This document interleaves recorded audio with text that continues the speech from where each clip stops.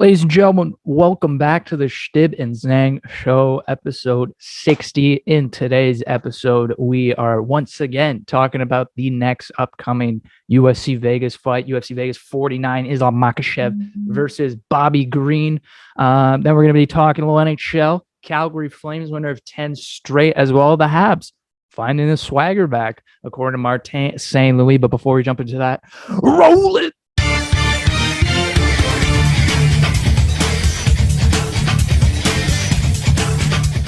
Welcome back to the Chtib Zhang Show. Like we said, episode 60, Eric. UFC Vegas 49, Islam Makhachev versus Bobby Green happening this Saturday. This was supposed to be a main event headlined by Makhachev and Benel Dariush, but he had to come out with an injury. He stepped down, just very similar to Islam's last fight versus Dan Hooker, where I forget who stepped down, but then Dan Hooker stepped up. And it's similar here. Nobody's wanting to fight Islam Makhachev. Eric, he's coming in as a big favorite. Almost Bobby Green is almost an 8-1 odd favor or underdog here. That's a huge point spread. But Islam Makhachev under 900 favorite. Bobby Green plus 550 to be your underdog. Islam is the number 4 contender in the lightweight division. Bobby Green not ranked in the top 10.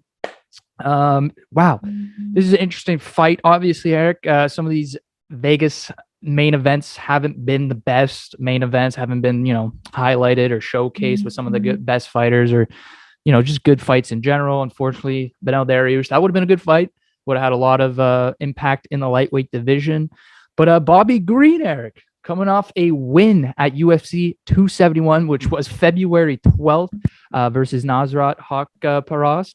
That's a big win for him. And now Bobby Green stepping up because nobody else in division wanted to. He called them out, saying they're a bunch of bitches and stuff like that because, it's true. Nobody wants to step up and fight Islam and put their record on the line or they're standing on the line. And so Bobby Green steps up, and this is going to be an interesting bout, I feel like, or one-sided. I'm kind of feeling more of that actually. Wow. Before I give my take, Eric, the fans want to know your take about this fight, Islam Makhachev versus Bobby Green. Obviously, Islam's a huge favorite. But are you giving Bobby Green a chance? This is how I see it. I know it's hard to be like, okay, Bobby Green's got a chance, but realistically, Bobby does have a decent chance. If you look at his history and who's he's fought, especially last 3 fights. So last 3 fights, last fight he fought Nasrat, beat Nasrat. Dan Hooker also fought Nasrat before Islam. He beat Nasrat too, right? Dan Hooker. Before that, he fought Alan Quinta, got the knockout. The TKO, I guess. Yep. Big win for him. And then even before that, he fought Rafael Fiziev. Rafael lost, but I watched the fight multiple times. It was a 3-rounder. To be honest, I know Bobby Green won the 3rd round 100%. So the first 2 rounds were really close. And realistically, if you look throughout, if you judge the score of the fight just by watching the fight, Bobby Green won the fight. But if you score it by round, you could be like, okay, Fiziev probably won 2 out of 3, but that just shows Bobby Green, obviously he's a vet now, and Fiziev was up and coming, and realistically, like in a real fight, I believe he beat Fiziev, who's an up and coming fighter, and Fiziev is fighting Dos Anjos, I believe, in the next card, and he's a huge favorite against Dos Anjos, which is kind of crazy because Dos Anjos was the one that was supposed to fight Islam, and he was also supposed to fight Dan Hooker. Was that the one? Was it? It was Dos Anjos. He was right. That was supposed to fight Islam. Yeah, he stepped out. Dan Hooker steps up. Yeah, exactly. So Bobby Green's not far off all of these people, right? So he obviously right now he's not even ranked, but the competition he's faces, and the thing with Bobby Green is most of his losses they're all like split decision, unanimous, like they're really close fights. He's not getting knocked out, and especially. I like to see because everyone knows how we've talked about how good Islam for years. Well, not years, but not years, but maybe years. But on the show, yes. Yeah. If you watch like last year we were talking about Islam already, right? Yeah. We're talking about him and what he can do, right? Yeah. And we know how good his wrestling is. He hasn't really shown the striking. He said in the press conference he's probably not going to show that off. Yeah, he's going to stick to the plan, wrestle someone, get them tired, and then try and finish them. So hey, it works. So nothing wrong with it. But Bobby Green's not the type of guy. He hasn't been finished in a while, and obviously we'll probably talk about, like, I don't know if you want to talk about, but Yeah. his wrestling background, right? Bobby Green has his Yeah. wrestling background. Islam kind of shook it off. He's like, yeah, I've wrestling. Everyone has a wrestling background these Bobby days, but Green, for those wondering, it was wrestling in his sophomore year at A.B. Miller High School in California. That's where he kind of get the roots of his wrestling game. But yeah, keep it going. yeah. Islam, everyone wrestles. Exactly. Everyone wrestles. Like we talked about it before. Like even Gaichi, they Yep. said he was. But realistically, I'd say, like, I don't know what the specific stat, but I think over like 30% of UFC fighters start from wrestling. Right, a lot of them start with wrestling and then they move because It's the once you have foundation. wrestling, yeah, once you have wrestling down, like you can do mostly everything. So, the thing with Bobby is, I realistically, I don't think he's gonna win this fight, but if he could put up a good fight, like I think he's gonna put up a good fight. I don't think it's gonna be easy work. I just hope it doesn't look like the Dan Hooker fight, because that was just too quick. I just hope he puts up a bit more of a battle, because if you look at Bobby Green's life, I've been watching and like reading up about his life. Like, this guy's been through a lot, right? So he's got that fighter's mentality. He has, like, it's kind of surprising that he's not that big of a star yet, because this guy's story and just everything about him and his character is like, he could be a star, So I find nice the UFC is pushing him now, right? But he's still unranked, which is kind of weird. But hey, he's a good fighter. If you watch his fights, hands down, he's got that style, hands down, just poking at you, So he's a really good fighter. And I just hope in this fight he'll be able to show that he could be like a top 10 fighter in the lightweight division, But you think Islam's winning submission? Either submission or decision, right? So I think that's interesting. Decision I think is rare with Islam, because I look at this and like you got Islam Makhachev, and I watched him in the Dan Hooker fight, and I haven't watched much of Islam, but the Dan Hooker fight showed me a lot about how good his wrestling is. Dagestan, he's got Khabib in his corner, he's training with Khabib, and so, man, when I look at this fight, it's honestly a lose-lose for Islam.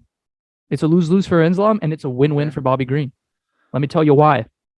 Islam Makhachev, Eric, is on a 9-fight win streak. Mm-hmm. Okay.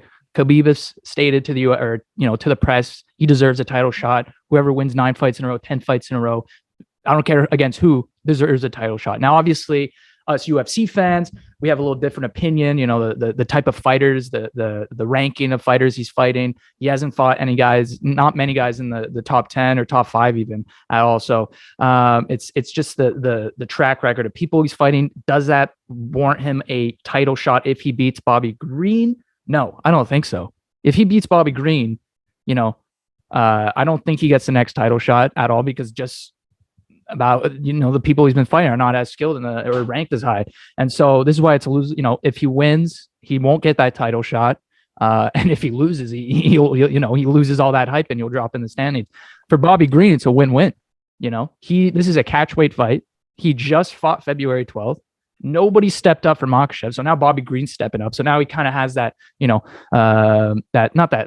are rooting for him, and so if he ends up losing against Makhachev, which I think is most likely, people are gonna be like, well, or even Bobby Green will be like, listen, I stepped up, I didn't have that much training, I just fought, I just came off a win, I had to cut weight, so whatever, I did what I could, but at the end of the day, it's not like people are gonna be like, oh, well, Bobby, this is embarrassing or whatever. People are gonna understand about what he's been through recently this past week, and if he wins, which I would think be like terrible, honestly. Why would Bobby Green, if he beats Islam and jumps into the top 10?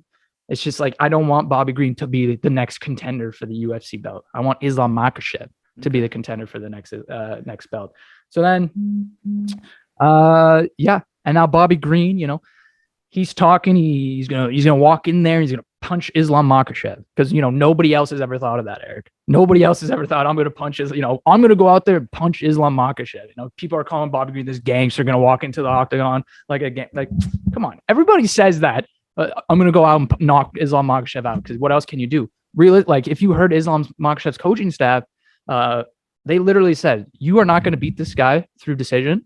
Okay, you're either going to lose by a submission or you're going to knock him out. That's the only way you can beat him, by a knockout. And like you said, Bobby Green, not a big knockout artist. Al Quinta was a recent knockout. I don't know how many years, but so that's how I see it going down. Islam Makhachev, man, Bobby Green does have that background in wrestling. I just don't know how long he can withstand the takedown attempts, because the thing about takedown attempts and what we saw with Justin Gaichi versus Khabib, right? Gaethje has great wrestling background, right? He's a 2-time state champ at his back at his old high school, Division I All-American in Northern Colorado, right? He has the wrestling background, and you saw against Khabib, his focus, Eric, 100% of his focus wasn't on striking like against Michael Chandler, let's say, right? Where it's just we are gonna punch we're gonna punch each other in the fucking face. He had to have concentration on Khabib taking him down, right? So he's not able to focus 100% on how am I going to get close to him or how am I going to hurt this guy, right? Because he's worrying about his takedown defense. It's the same thing with Bobby Green.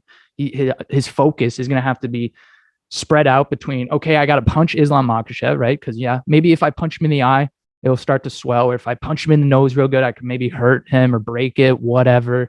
But then his other focus is going to be like, well, I can't be taken to the ground because if I get taken down once, that could be it for me. It could be the fight. Oh, here comes Islam. Oh, he takes down Bobby Green. Oh, and he's getting on top of and Islam rear naked choke. And that's the fight right there. And so it's just, I don't see how Bobby Green can win this fight unless he goes out there, energized round one and just starts swinging for Islam, because he cannot let this drag on to multiple rounds, because Islam will carry the points from round one. He'll take him down. He'll get those technical points on the ground. And so the only way for me, Bobby Green, is he will have to knock Islam Makhachev out. He will have to, because he won't win by decision. So he will have to knock. So it'll have to be a round one. He's going to really have to hurt him bad in round one. I'm telling you, he can't get tired. If he wastes his time, if he takes too much time and the rounds keep going, he's going to get tired. He's going to get taken down. He's going to get submitted. So he's got to go out there round one and freaking kick Makhachev's ass, which I don't think is going to happen. Like you said, Makhachev, he doesn't even have to strike. We haven't seen, I looked at Makhachev's recent fights. He has like a knockout, KO, I think. I think that was 7 fights ago. And so everything else is submissions, right? He hasn't shown that striking part of his game. And why does he have to? You're right. He doesn't have to do that. You could freaking keep training with the striking and use that and sneak attack whoever in the top 5, whatever, when that time comes. And people are like, oh my God, Makhachev is striking, like, holy. Because Khabib wasn't the biggest striker, but he could still throw hands, Khabib, right? Mm-hmm. With his, overhands, the amount of times how many times he shot the overhands and he ducked his head and stuff like that. And Makhachev can do the same thing, and it could surprise people, but he won't have to do that against Bobby Green. It's simple. Like the plan, like you said, he's going to take Bobby Green to the ground, and he's going to take him out. So I have Islam Makhachev beating Bobby Green. Eric, this is where it gets interesting though. What round will he do it in? When is he going to submit Bobby Green? And so it's interesting. Bobby Green, like you said, he won his 2 fights, lost versus Rafael Fiziev, lost versus Thiago Moises, who also got submitted by Khabib. I think it was a rear naked choke in the 4th, or not Khabib, sorry, Islam Makhachev in the 4th round. Mm-hmm. And so he lost to those 2 guys, Eric, and they are not as skilled as Makhachev. They don't have his skill talent. So that's where I'm kind of worried. Like, he lost to 2 guys, and now he's facing an even better version of them. Yeah. And so I really don't have time. Like, he could go out there and maybe hurt Makhachev, but you're gonna have to knock him out. And so especially Khabib in the corner there, the Dagestan connection, he's gonna Makhachev's gonna take him down near Khabib, right on the fence, and Khabib is going to be telling him what to do, basically. And so it's gonna be interesting. Makhachev, Eric, some of the odds here. Makhachev to win by a submission, which is the most what am I looking for? Is the most realistic way of ending this fight, under 110 odds of a submission win. Bobby Green for a knockout, Eric, plus 750. So obviously, it's not expected, but if you're gonna believe Bobby Green wins this fight, you are believing he is going to knock out Islam Makhachev. Okay, do not think he is going to go decision win. They are not going to. It's a 5-round main event. He will not make it to the end if he doesn't knock Islam Makhachev out early. So Bobby Green plus 750.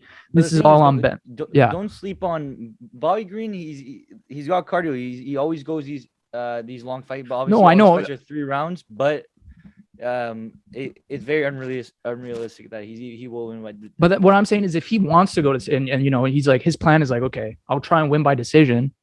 Yeah, sure, his cardio and he'll be able to stand, but how many takedown attempts is he going to stop? Right?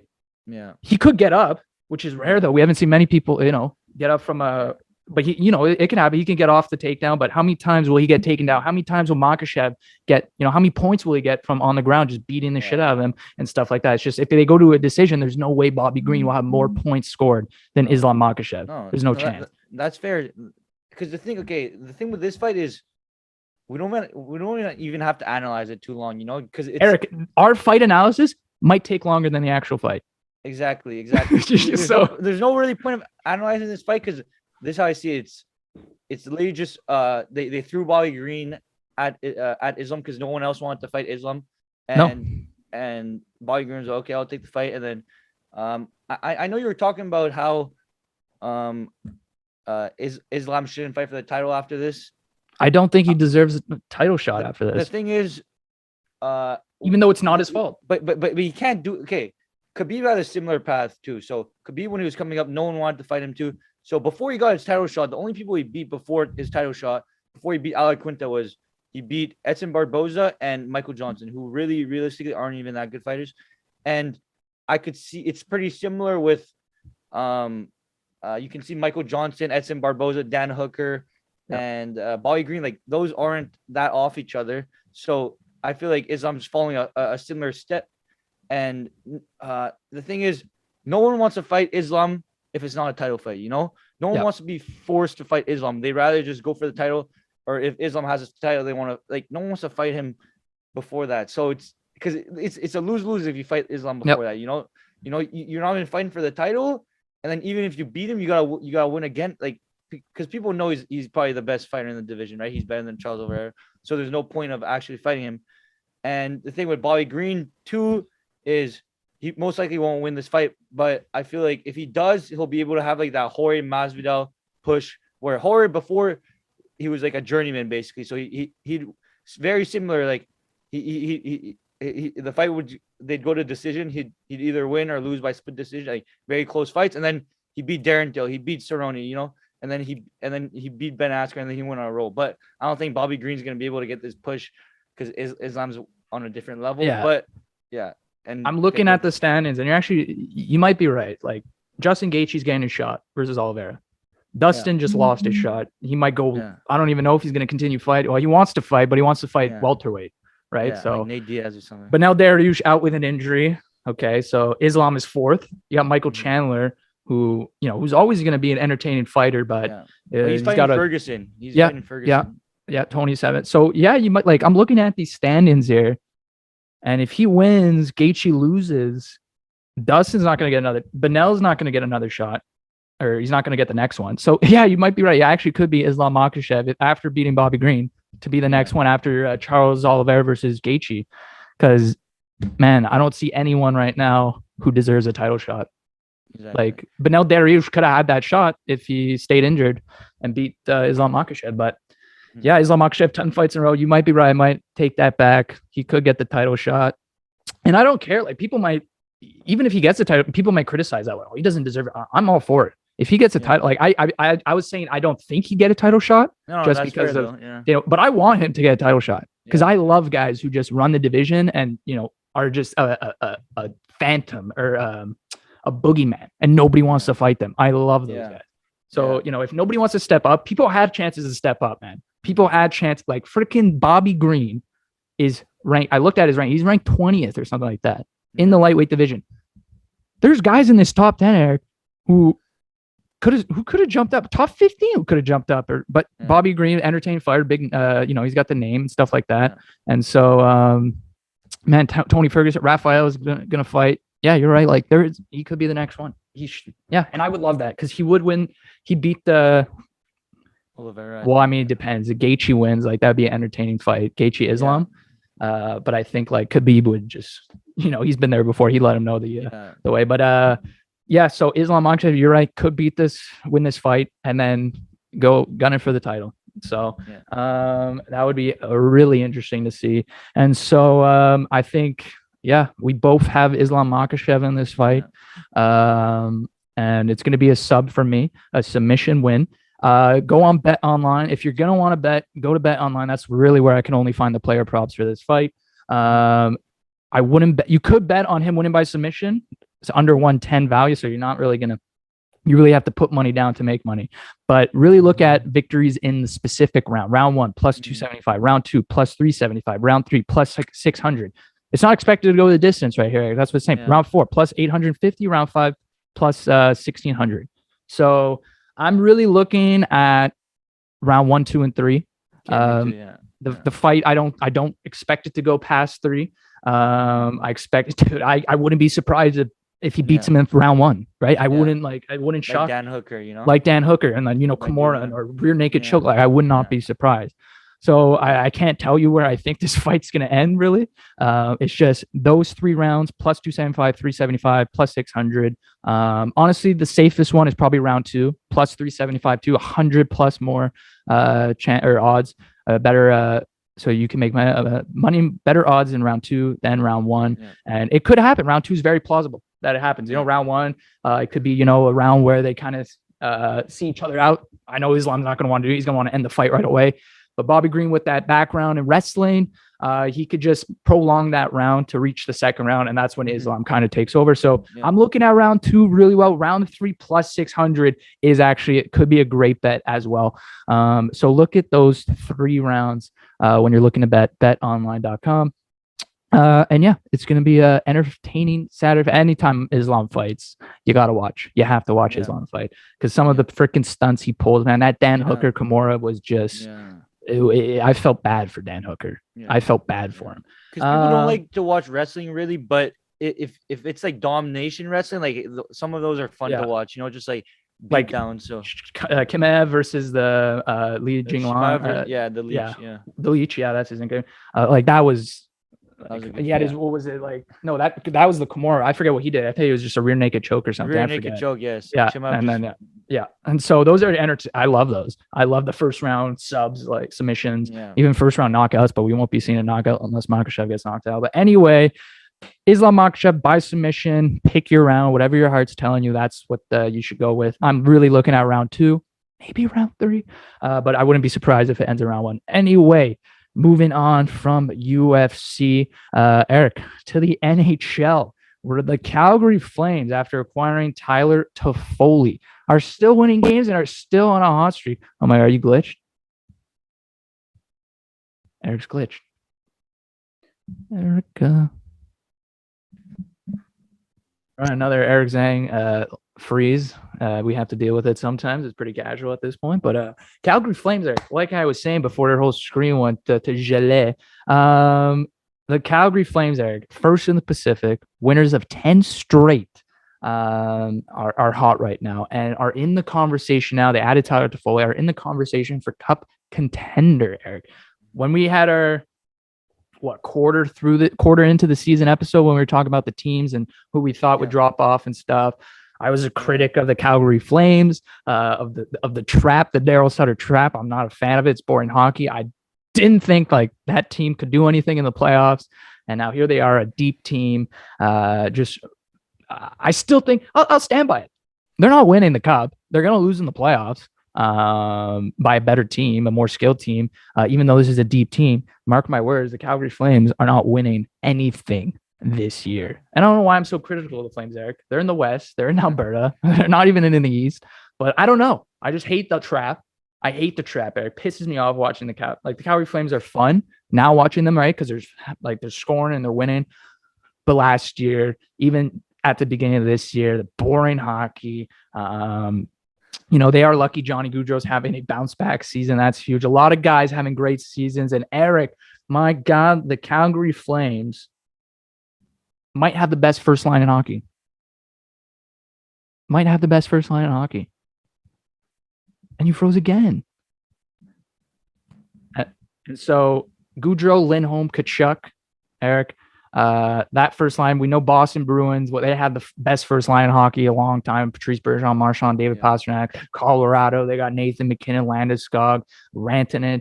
But man, the way this first line has been playing the stretch of hockey, it's up there. It's definitely up there in the top 5. Lindholm, transition. I think he was a winger when they first got him, or could have been a center. I could be wrong. I remember him playing the wing in Calgary, but Sean Monahan has just totally fallen off the face of the earth. Just like he had an 80-point season one year, and the guys dropped off. So he's dropped to their third line now. Tyler Toffoli playing with him, maybe, trying to spark him, get him going with Milan Lucic, Toffoli's former teammate in LA. Goudreau, Lindholm, Tkachuk, Mangiapane, Backlund, Blake Coleman. Just, Eric, you got to give credit where credit is due. Obviously, Johnny Gaudreau, 64 points, 49 games, bounce back season. But Eric, you got to give credit to the general manager, Brad Treliving. I mean, come on, you got to give. Last year, right? They missed the playoffs. They were expected to be in the playoffs in the North Division. They missed the playoffs. The Calgary fan base, blow it up. Everyone's saying it, blow it up, trade blow it up, trade who you have to trade, and get this team back on the rails. But guess what he does? Doesn't do that. Doesn't blow it up. Believes in this team. Goes into free agency. Adds Blake Coleman. I mean, I was critical of that signing. 6 years, $5 million cap hit. That could hurt them down the road. Obviously, it's working now. Blake Coleman was one of the key factors in Tampa Bay winning the cup. Him and Barclay Goudreau, right? People are using the Tampa Bay scheme right now and trying to win the cup, right? You get two guys, you have your stars up front, of course, and then your whole team is just deep, two-way, hard-checking forwards who can kill penalties, right? So Blake Coleman with the Flames, they took him. Barclay Goudreau still with Tampa, I think. But yeah, a lot of teams are trying to get that same scheme. You see with Arturi Lehkonen, Eric, he's going to get traded. You know why? Because teams want a responsible two-way forward in their bottom six. Who can kill penalties, who can, Arturi Lehkonen's not the biggest scorer. He has a great shot and stuff, and maybe on a different team could have opportunities. But teams are doing what the Tampa Bay Lightning have done, and, what led them to winning these cups. They are stacking up on defensive, reliable forwards that they can put in their bottom six and kill penalties. So Blake Coleman, huge addition, working out really well right now for the Calgary Flames. And Gudbranson, they signed him to a 1-year deal, depth defenseman, having a pretty solid season. So they're a deep forward core right now. Jacob Markstrom, one of the best goaltenders this year in the league, right? Their defense are playing pretty well. However, is their defense good enough to win a Stanley Cup? That's their missing piece. Is that top 4 defenseman? And you think about this team, Eric, and it reminds me a lot of the St. Louis Blues that won the cup in 2019, right? It's kind of the same. Like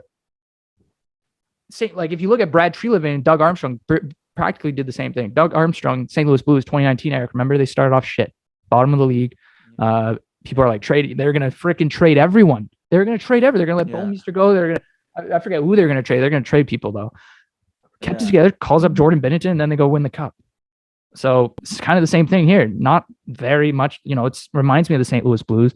Heavy decor, big decor, but they still need a top 4 guy. They need a top 4 guy, and guess what? Montreal has that top 4 guy, Ben Sherratt. We already traded Tyler Toffoli. Brad Treliving, come knocking again. Ken Hughes, his phone's always on, man. His phone, he sits in that office 9 to 5 with that phone dialed in, staring at his computer, waiting for teams to go, Ben Sherratt, what do you want for him? Ben Sherratt, with Jeff Petrie. Anyway, they could get a guy like Ben Sherratt, top 4.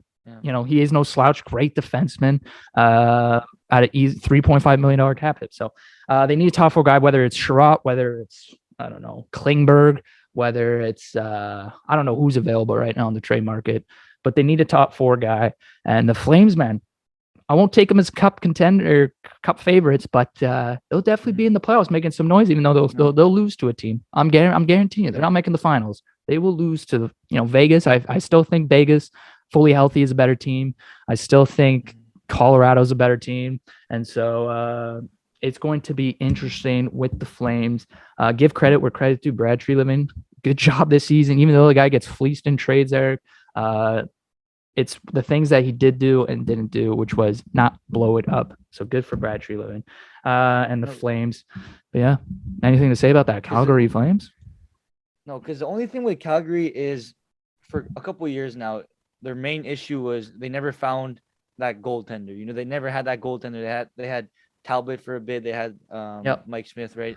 They didn't know what was going on there, and then obviously they signed Markstrom to pretty decent contract, you know, pretty big contract. But Markstrom's a proven goaltender. Top 10.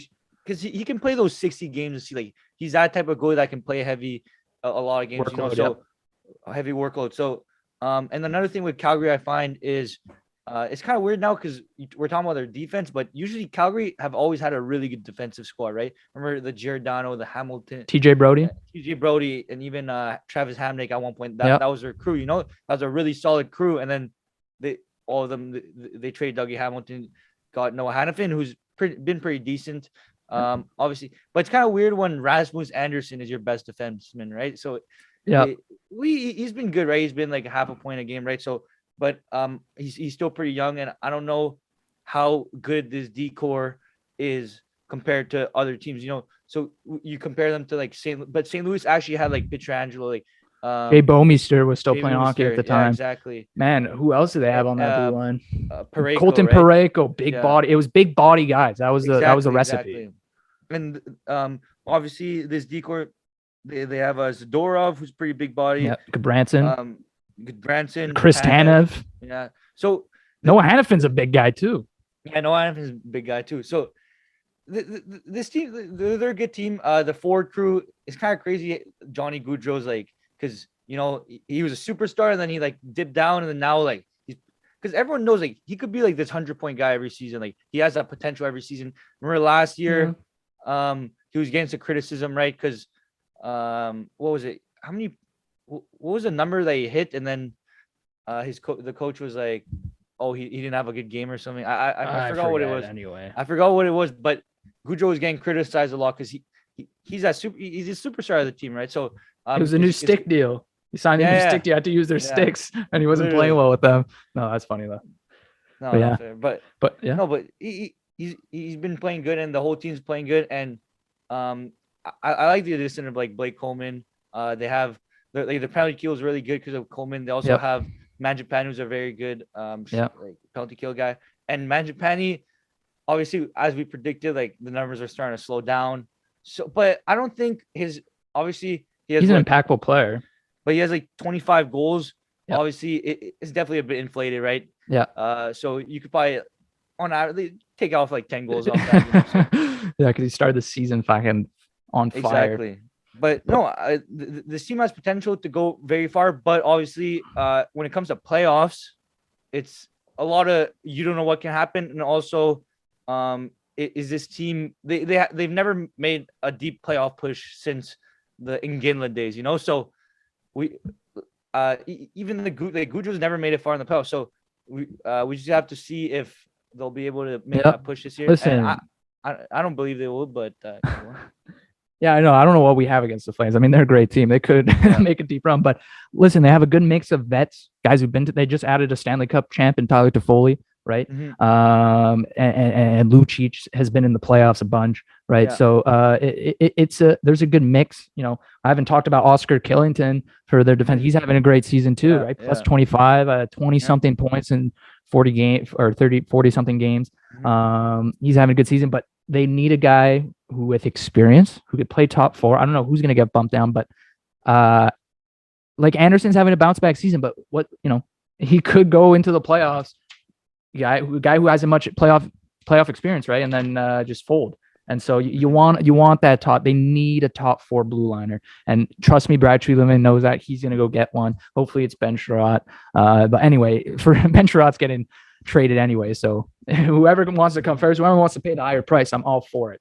And so it's going to be fun to watch the Calgary Flames in the playoffs. I'm going to be cheering on Toffoli. Obviously, I don't know. I even want Toffoli to win another cup, but yeah, I don't trust in the Flames. I don't know what I have against the Flames. I don't know what it is. Maybe it's the fact that I don't know. I look at Daryl Sutter sometimes. I think of the Muppets. It reminds me of a Muppet. Yeah. Just that facial. I don't know what it is. Yeah. It's funny. But I just don't like the trap hockey. It pisses me off. But okay, realistically, a trap hockey, obviously, it's so boring. It pisses people off, but in the playoffs, it's so. Oh effective. Yeah, I mean, come on, Montreal was so like Montreal in the playoffs didn't do the trap.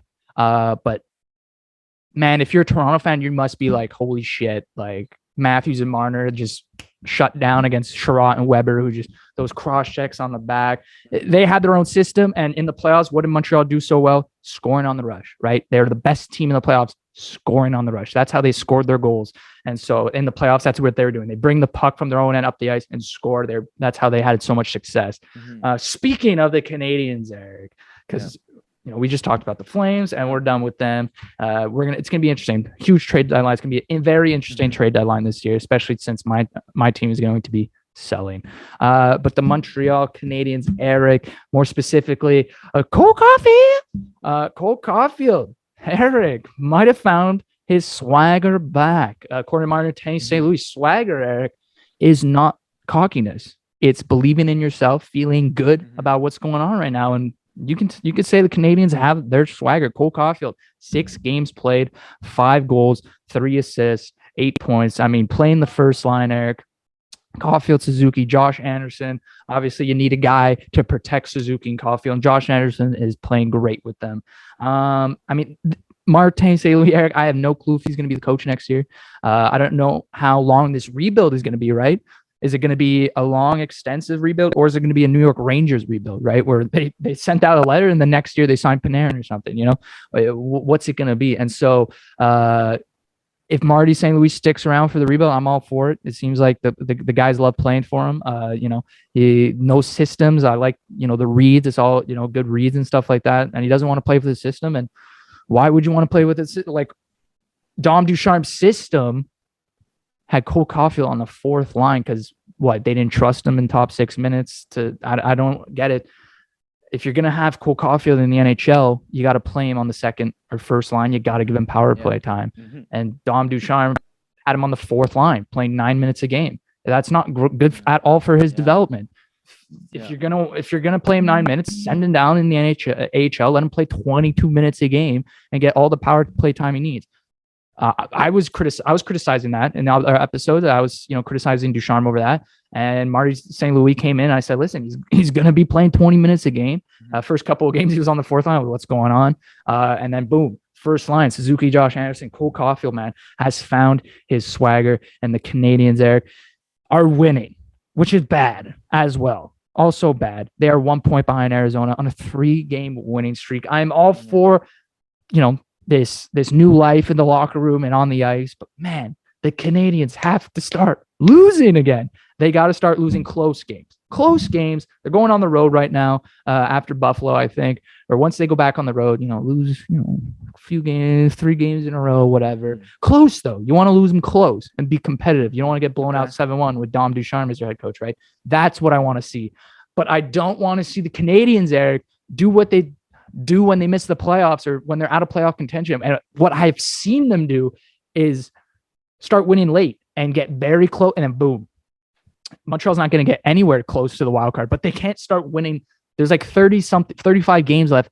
They have to lose like at least 20 of them, even more, I would say, Eric. At least 20 of them they got to lose, right? They have to. They cannot split, or else that's going to make them go like 6 to last instead of, they got to be in the bottom 3. I want them to finish dead last, but now it's hard because who knows? Guys are coming back. Who knows about Edmondson when he comes? But anyway, and Jeff Petrie starting to play hockey again. And so now the team is not, that team when they're playing well is not the shittiest team in the league, right? They're not the shittiest team in the league when they're playing well. Guys like Caulfield, you have star talent, right? Suzuki, when he starts playing well, Josh Anderson starts picking up, Jeff Petrie picking it up.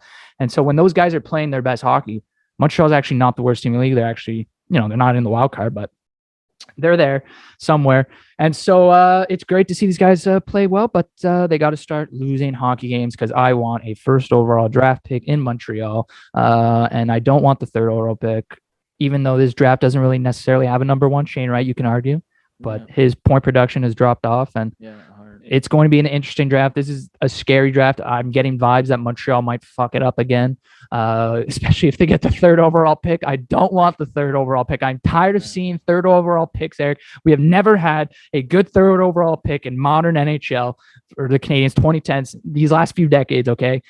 Gauchenia, Kotkaniemi, like, come on, let's get the thing going. I want a first pick. But, man, it's going to be tough. Who do you take first, you know?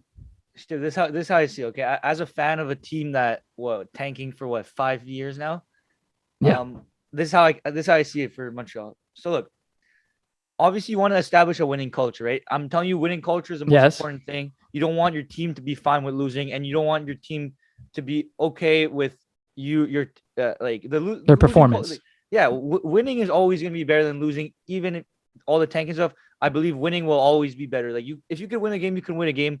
But obviously, when it comes to tank, like you would rather have that top pick. But I don't think, from personal experience of watching my team, I don't. We've been dead last. We've been second to last. You know, we've been those spots. But the lottery fucks us over every single time. You know, I don't think it's worth. Because you're Detroit, man. You don't fill your fucking stadium. Gary Bettman's like, screw you guys. We're gonna give you a first overall pick. What? So 60% capacity. Get it out of here. So, yeah, literally. Can't have shit in Detroit.